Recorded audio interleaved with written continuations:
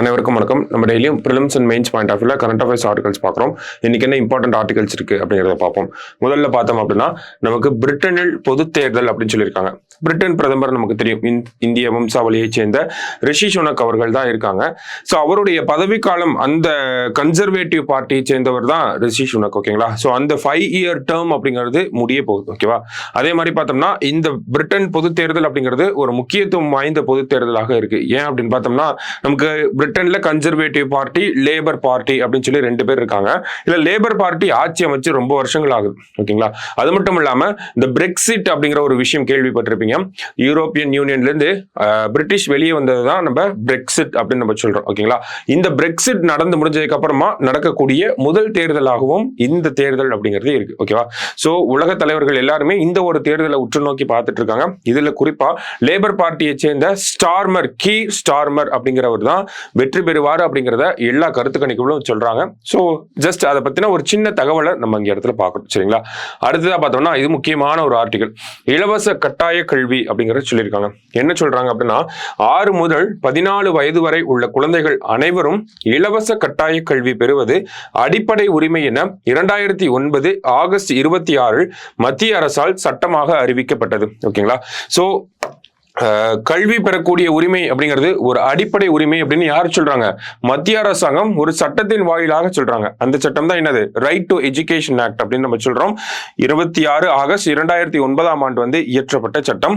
எப்போ நடைமுறைக்கு வருது அப்படின்னு பார்த்தோம்னா ஏப்ரல் 1, 2010 இருந்து இந்த சட்டம் நடைமுறைக்கு வந்திருக்கு. ஓகேங்களா? சோ நடைமுறைக்கு வந்து பார்த்தோம்னா ஏறக்குறைய ஒரு 15 வருஷத்துக்கு ஆக போகுது. 15 வருஷம் ஆக போகுது. இந்த சட்டம் என்ன அச்சீவ் பண்ணிருக்கு?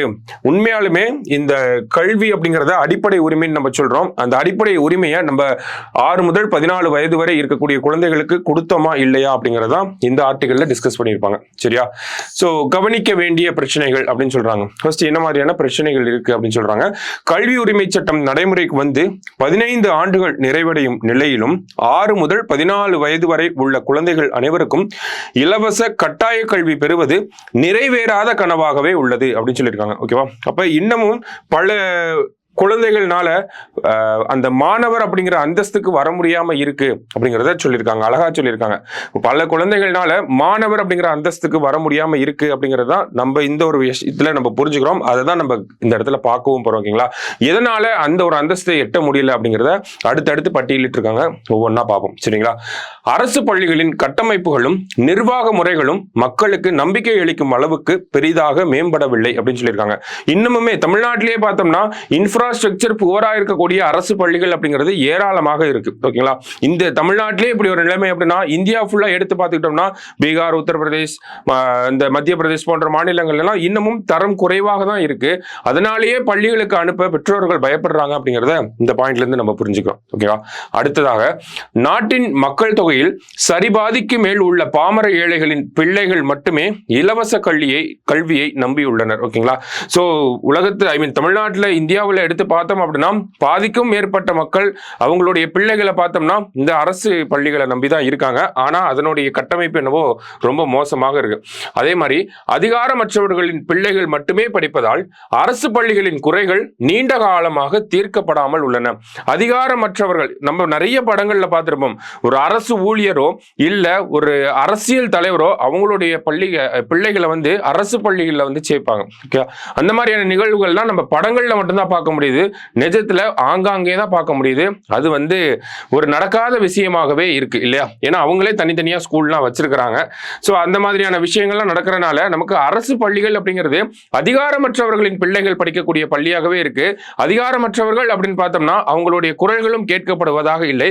அதனாலேயே இந்த அரசு பள்ளிகளுடைய கட்டமைப்பு, அதனுடைய நிர்வாகம், அதுல சொல்லித்தரக்கூடிய கல்வியின் தரம் அப்படிங்கிறது எல்லாமே ரொம்ப ரொம்ப ரொம்ப குறைந்து இருக்கிறது அப்படிங்கிறத இந்த ஆர்டிகல்ல சொல்றாங்க. ஓகேவா? அடுத்தது ஒரு புள்ளி விவரத்தை சொல்றாங்க. இந்த சட்டம் பார்க்கிறோம் நம்ம 2009 இயற்றப்பட்டுச்சு அப்படின்னு 2009 ஆண்டுல இருந்து 2020 வரைக்கும் இருக்கக்கூடிய ஒரு டேட்டாவை எடுக்கிறாங்க.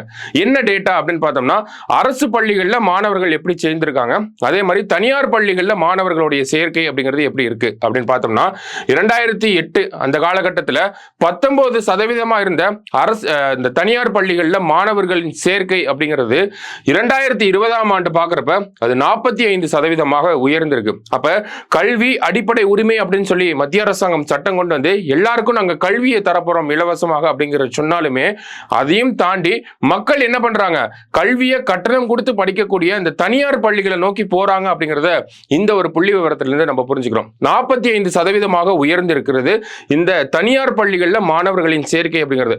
அதற்கான முக்கிய காரணம் என்ன, நம்ம முன்னாடியே சொன்னதான், அரசு பள்ளிகளின் உள்கட்டமைப்பு சரியில்லை, ஆசிரியர்கள் சரியில்லை, நிர்வாகம் சரியில்லை, நமக்கு கல்வியின் தரம் அப்படிங்கிறது ரொம்ப மோசமாக இருக்கு. இந்த மாதிரியான காரணத்தினாலதான் தனியார் பள்ளிகளை நோக்கி ஒரு ஏழை குடும்பமாகவே இருந்தாலுமே தனியார் பள்ளியில என்னுடைய பிள்ளையை படிக்க வைக்கணும் அப்படிங்கிறத ஒரு கனவாகவே வச்சிருக்காங்க இல்லையா. சோ அதனால் அந்த மாதிரியான காரணங்களை தான் இங்க சுட்டி காட்டுறாங்க. அடுத்ததா பார்த்தோம்னா, நாட்டில் குழந்தைகள் அனைவருக்கும் சமதரத்திலான கல்வி வாய்ப்புகளை கட்டணம் இல்லாமல் கிடைக்க செய்வதே முதன்மையான ஜனநாயக கடமை அப்படின்னு சொல்லி அரசாங்கத்தை குறிப்பிட்டு சொல்றாங்க. ஓகேவா. அடுத்ததா, ஆனால் நாட்டின் விடுதலைக்கு பிறகு 60 ஆண்டு காலம் கடந்து நிறைவேற்றப்பட்ட கல்வி உரிமை சட்டத்தினால் குழந்தைகள் பெற்ற நன்மைகள் பெரிதாக ஒன்றுமில்லை அப்படின்னு சொல்லி ஒரு குற்றச்சாட்டுகளை வைக்கிறாங்க. சோ இதுல பார்த்தோம் அப்படின்னா, கல்வி அப்படிங்கிறது வணிக நலன்களுக்காக, கல்வி அப்படிங்கிறது எஜுகேஷன் அப்படிங்கிறது இட் இஸ் ஒரு கமாடிட்டி ஆயிருச்சு அப்படின்னு சொல்றாங்க. ஓகேங்களா. கல்வி அப்படிங்கிறது இலவசமா கொடுக்கறத மாதிரி கல்வி அப்படிங்கறது விற்பனைக்குரிய பொருளாக மாத்திட்டாங்க அப்படிங்கிற ஒரு விஷயத்தை தான் இந்த இடத்துல நமக்கு சொல்ல வராங்க. பணக்கார இந்தியா, ஏழை இந்தியா அப்படிங்கிற பாகுபாடு கல்வியிலும் வந்துருச்சு அப்படிங்கிற ஒரு ஆதங்கத்தை தான் அந்த இடத்துல சொல்லியிருக்காங்க. ஓகேவா. அப்ப நமக்கு கல்வி அப்படிங்கறது ஒரு அடிப்படை உரிமை அப்படின்னு சொல்லி 15 ஆண்டுகள் ஆயுமே கல்வியை பார்த்தோம் அப்படின்னா இன்னமும் ஏழை மக்களுக்கு வந்து சேராம தான் இருக்கு. ஏழை பிள்ளைகளுடைய கல்வி அப்படிங்கிறது இன்னமும் கேள்விக்குறியாக தான் இருக்கு.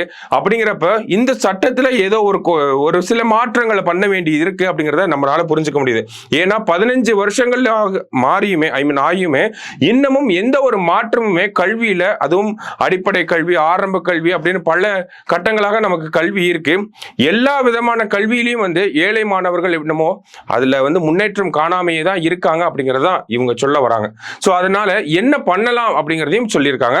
என்ன பண்ணலாம் அப்படின்னு சொல்றாங்கன்னா, சஜஷன்ஸ், ரெக்கமெண்டேஷன்ஸ் அப்படிங்கறத நம்ம சொல்றோம். ஓகேவா. பள்ளி முன்பருவ கல்வி முதல் பள்ளி இறுதி வகுப்பு வரை அனைத்து வயது குழந்தைகளுக்கும் இலவச கட்டாய கல்வியை உறுதி செய்வது புதிய கல்வி உரிமை சட்டத்தின் முதன்மையான குறிக்கோளாக அமைய வேண்டும் அப்படின்னு சொல்றாங்க. அப்ப இவங்க என்ன சொல்ல வராங்க, புதுசா ஒரு கல்வி உரிமை சட்டத்தை கொண்டு வாங்க அப்படின்னு சொல்றாங்க. நமக்கு பழைய சட்டத்துல பார்த்தோம்னா 6 முதல் 14 வயது வரை இருக்கக்கூடிய சிறுவர் சிறுமிகளுக்கு தான் இந்த கட்டாய கல்வி, இலவச கல்வி அப்படிங்கறத நம்ம சொல்றோம். ஓகேவா.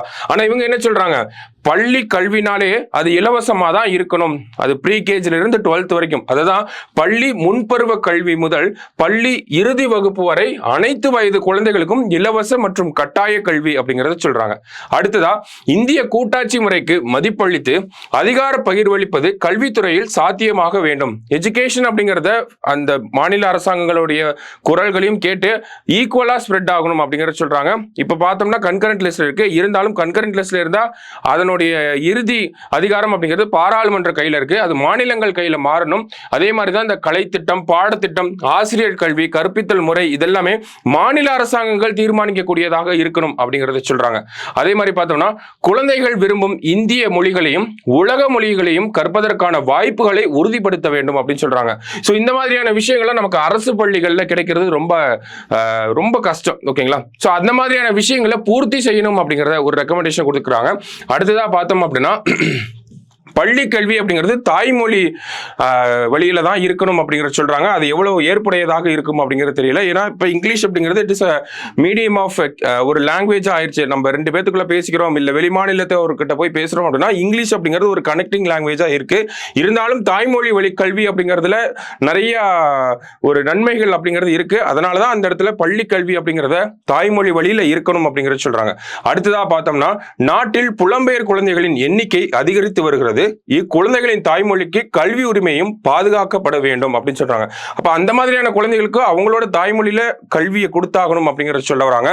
அதே மாதிரி இந்த neighbourhood and common school system அப்படிங்கிறதுலாம் நமக்கு கோத்தாரி ஆணையம் பரிந்துரைக்கப்பட்ட ஒரு விஷயம். என்னன்னா, நெய்பர்ஹுட் அப்படின்னா பக்கத்திலேயே அருகாமையில இருக்கக்கூடிய பள்ளிகளை சொல்றாங்க. வீட்டு பக்கத்திலே இருக்க ஸ்கூல்ல தான் நெய்பர்ஹுட் ஸ்கூல் சிஸ்டம் அப்படின்னு சொல்றோம். இந்த காமன் ஸ்கூல் சிஸ்டம் அப்படின்னா பிரைவேட், கவர்மெண்ட், அந்த தனியார் பள்ளிகள், அரசு உதவி பெறக்கூடிய பள்ளிகள் எல்லாத்தையுமே ஒன்னா ஒரே ஒரு அம்பர்லாக்குள்ள கொண்டு வந்து ஒரே மாதிரியான விஷயங்களை செயல்படுத்துறது எல்லாமே அரசு கட்டுப்பாட்டுல. சோ அந்த மாதிரியான விஷயங்கள்லாம் கோத்தாரி ஆணையம் வந்து நமக்கு சொல்லியிருக்காங்க. சோ அந்த மாதிரியான பரிந்துரைகளை வந்து நடைமுறைப்படுத்தணும் அப்படின்னு சொல்றாங்க. அதே மாதிரி பார்த்தோம்னா பள்ளிகளுடைய இந்த கட்டமைப்பு வசதிகளை வந்து மேம்படுத்தணும். தனியார் பள்ளிகளுக்கு நிகரான ஒரு கட்டமைப்பு வசதிகளையும், ஏன் அவங்களோட அதிகமான ஒரு கட்டமைப்பு வசதிகளை வந்து கொண்டு வரணும்ன்றத சொல்றாங்க. அதே மாதிரி ஆசிரியர்கள் அப்படின்னு பார்த்தோம்னா பரவலாக இருக்கணும். ஒரு ஆசிரியர் மட்டும் இருக்கக்கூடிய பள்ளி, 2 ஆசிரியர்கள் மட்டுமே இருக்கக்கூடிய பள்ளிகளை எல்லாம் நம்ம கேள்விப்பட்டிருக்கோம். சில பேர் பார்க்கவும் செஞ்சிருப்பீங்க. ஒரு வகுப்புக்கு ஒரு ஆசிரியர் அப்படிங்கிற ஒரு நிலையை கொண்டு வரணும் அப்படிங்கிறத சொல்லியிருக்காங்க. அதே மாதிரி பார்த்தோம்னா தனியார் கட்டண பள்ளிகள் அனைத்தும் இலவச கல்வி வழங்கும் அரசு உதவி பெறும் பள்ளிகளாக மாற்றப்பட்டு கட்டண கல்வி முழுமையாக ஒழிக்கப்பட வேண்டும் அப்படின்னு சொல்லியிருக்காங்க. அப்ப கல்விக்கு கட்டணம் அப்படிங்கிறத, குறிப்பா இந்த பள்ளி பருவ கல்விக்கு கட்டணம் அப்படிங்கிறத முழுமையாக ஒழிக்க வேண்டும் அப்படிங்கிற ஒரு பரிந்துரை கொடுக்குறாங்க. பிள்ளைகளுக்கு மன அழுத்தம் தராத மதிப்பீடு முறைகள் அமைய வேண்டும் அப்படிங்கிறத சொல்றாங்க. வேல்யூவேஷன், ரேங்கிங் பேஸ் பண்ணி, கம்பேரிசன் பேஸ் பண்ணி இருக்கக்கூடாது, ஸ்கில் பேஸ் பண்ணி இருக்கணும் அப்படிங்கிறத சொல்றாங்க. அதே மாதிரி பார்த்தோம்னா அரசமைப்பு விழுமியங்கள், குறிக்கோள்கள், மனித உரிமைகள் ஆகியவற்றை பயிற்றுவிப்பது கல்வியின் முதன்மையான நோக்கமாக அறிவிக்கப்பட வேண்டும். ரூட் லேர்னிங்கா இல்லாம லைஃபுக்கு என்ன தேவையோ அதை கத்து தரணும் அப்படிங்கறத சொல்ல வராங்க. அதே மாதிரி ஆசிரியர் கல்வியும் அதுக்கேற்ற மாதிரி மாற்றி அமைக்கணும் அப்படிங்கிற ஒரு பரிந்துரையை கொடுத்திருக்காங்க. ஓகேவா?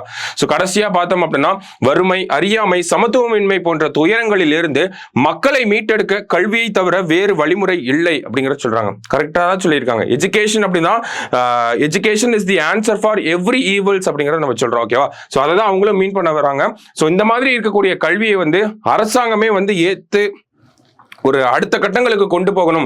ஆல்ரெடி ஒரு சட்டத்தை ஒரு நல்ல நோக்கத்தோட கொண்டு வந்திருந்தாலும் அதனுடைய செயல்பாடு அப்படிங்கிறது, அதனுடைய இம்ப்ளிமெண்டேஷன் அப்படிங்கிறது சரியான முறையில இல்ல. ஓகேங்களா? சோ அதனாலதான் என்ன சொல்றாங்க, புதுசா ஒரு கல்வி உரிமை சட்டம் அப்படிங்கறத கொண்டு வாங்க, ரைட் டு எஜுகேஷன் ஆக்ட மறுபடியும் புதுசா கொண்டு வந்து இந்த மாதிரியான அம்சங்களை கொண்டு வரணும் அப்படிங்கிற ஒரு ரெக்கமெண்டேஷன் கொடுத்திருக்காங்க. இதை நம்ம எப்படி நம்ம சிலபஸோட பொருத்தி பார்க்கலாம் அப்படின்னா, இந்தியாவில் லிட்ரஸி எஜுகேஷன் அப்படிங்கிறத நெக்ஸ்ட் ஸ்டேஜ் கொண்டு போகணும்னா அதுக்கு என்ன மாதிரியான விஷயங்களை பண்ணணும், இல்ல ரைட் டு எஜுகேஷன் ஆக்ட்ல இருக்கக்கூடிய டிஃபெக்ட்ஸை பத்தி எழுத சொல்லிட்டு அதை எப்படி இம்ப்ரூவ் பண்ணலாம் அப்படின்னு கேட்டாங்கன்னா இந்த மாதிரி ஒரு ஆன்சரை, இந்த மாதிரி ஒரு சஜஷனை நம்மளா கொடுக்கலாம். சரிங்களா? ஸோ அந்த பாயிண்ட் ஆஃப் வியூல இந்த ஆர்டிகளை பார்த்து வச்சுக்கோங்க. நல்லா ஒரு டைம் ரீட் பண்ணியும் பாருங்க. சரியா? ஸோ இன்னைக்கு நியூஸ் பேப்பர்ல இருந்த 2 இம்பார்ட்டன்ட் விஷயங்களை பார்த்துருக்கோம். நாளைக்கு டிஎன்ஏல மீட் பண்ணலாம். தேங்க்யூ.